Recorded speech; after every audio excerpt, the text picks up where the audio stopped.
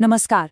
आज के इस खास विश्लेषण में हम डिकोड करेंगे दुनिया के दो सबसे बड़े देशों के बीच बिछ रही उस कूटनीतिक बिसात को जो पूरी दुनिया का नक्शा बदल सकती है।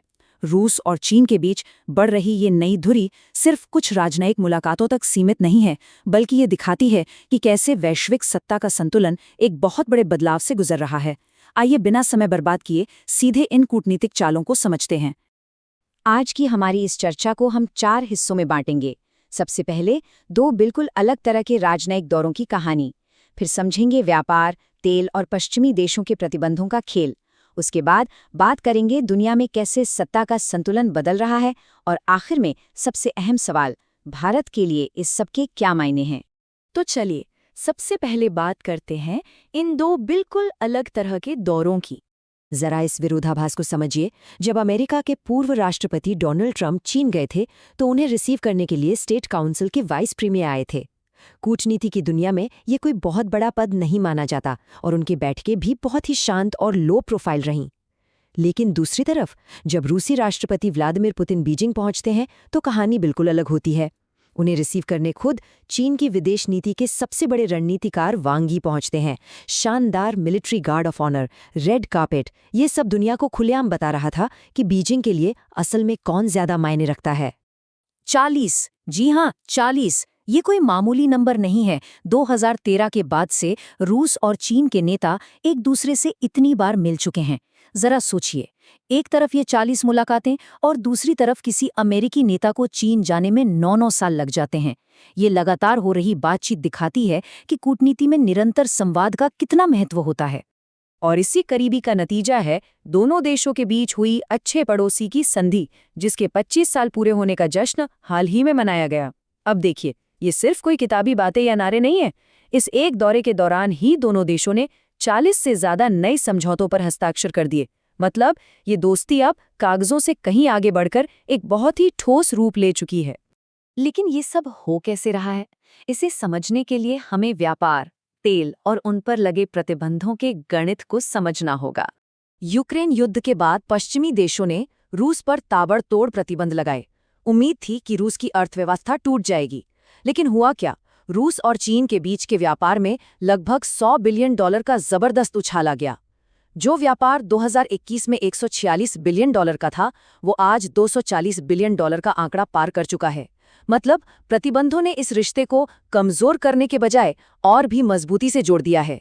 इस आंकड़े की अहमियत समझने के लिए एक छोटी सी तुलना करते हैं। अमेरिका और भारत, जो कि दुनिया के 2 बहुत बड़े व्यापारिक भागीदार हैं, उनका आपसी व्यापार लगभग $140 बिलियन का है। और वहीं दूसरी तरफ रूस और चीन का व्यापार $240 बिलियन तक पहुंच गया है। ये साफ दिखाता है कि रूस और चीन का आर्थिक रिश्ता अब अमेरिका और भारत जैसे विशाल देशों के भारी भरकम व्यापार को भी काफी पीछे छोड़ चुका है। तो आखिर ये लेनदेन काम कैसे कर रहा है? बड़ा सीधा सा गणित है।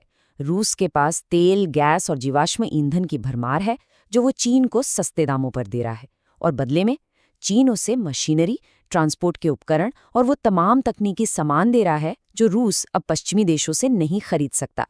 कमाल की बात तो ये है कि इस सप्लाई चेन को बनाए रखने के लिए चीन 145% तक का टैरिफ अपनी जेब से भर रहा है।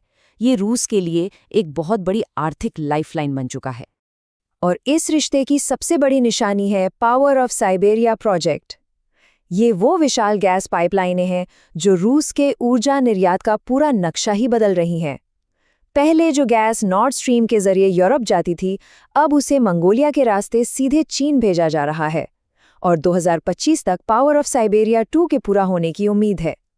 ये सिर्फ एक पाइपलाइन नहीं है, ये इस बात का पक्का सबूत है कि रूस का ऊर्जा भविष्य अब हमेशा के लिए चीन की जरूरतों के साथ बंध चुका है।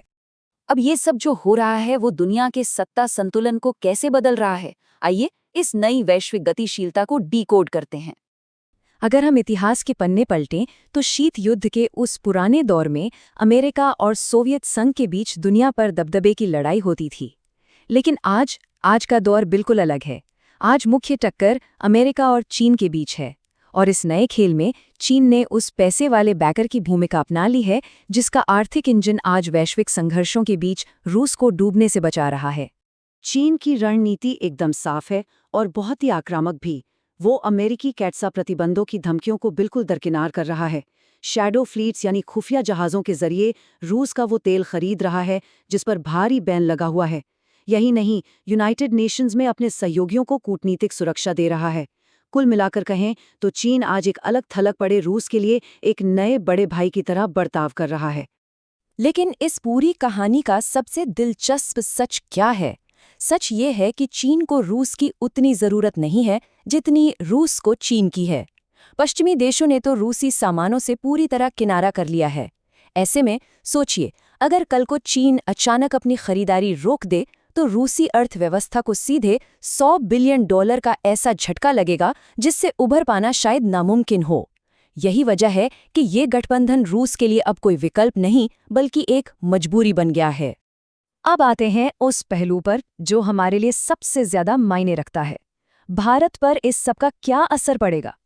हमारे सामने सबसे बड़ा और सबसे ज्वलंत सवाल यही है, अगर कभी कोई बड़ा संकट आ जाए तो रूस किसे चुनेगा? पुराने और ऐतिहासिक रिश्तों का वजन ज्यादा होगा या फिर आज की ये नई आर्थिक जरूरतें भारी पड़ेंगी? अगर भविष्य में भारत और चीन के बीच तनाव बढ़ता है तो रूस का रुख क्या रहेगा? ये एक बहुत बड़ा सवाल है। भारत के लिए ये चिंता का विषय इसलिए है क्योंकि हमारी रक्षा प्रणाली लंबे समय से रूसी सैन्य हथियारों और उपकरणों पर काफी हद तक निर्भर रही है। अब ऐसे में रूस और चीन की ये जो नो लिमिट्स वाली दोस्ती गहरी हो रही है, वो हमारे लिए एक बड़ा सिरदर्द बन सकती है। खासकर तब जब हम जानते हैं कि चीन का पाकिस्तान को हमेशा से खुला समर्थन रहा है। अगर कभी सीमा पर कोई टकराव होता है तो चीन पर पूरी तरह निर्भर रूस शायद हमारा साथ देने के बजाय तटस्थ रहे या फिर दबाव में काम करे। ये एक बहुत बड़ा रणनीतिक जोखिम है। तो इस पूरी भू राजनीतिक उथल-पुथल से क्या सबक मिलता है? सबक ये है कि आत्मनिर्भरता, चाहे वो मैन्युफैक्चरिंग में हो या फिर रक्षा क्षेत्र में, अब कोई साधारण आर्थिक लक्ष्य नहीं रह गया है। ये हमारे अस्तित्व और हमारी सुरक्षा की सबसे बड़ी जरूरत बन चुका है। इस तेजी से बदलती दुनिया में अपने पैरों पर खड़े रहना ही सबसे सुरक्षित और टिकाऊ रणनीति है। आज के इस विश्लेषण को हम एक बहुत ही अहम सवाल के साथ खत्म करेंगे। क्या पावर ऑफ साइबेरिया 2 पाइपलाइन के पूरा होते ही दुनिया हमेशा के लिए दो गुटों में बंट जाएगी? जरा सोचिएगा इस बारे में कि कैसे आज बिछाया जा रहा लोहे का ये बुनियादी ढांचा कल की वैश्विक राजनीति का ईंधन बनने वाला है। इस चर्चा में शामिल होने के लिए बहुत बहुत शुक्रिया। मिलते हैं अगले विश्लेषण में।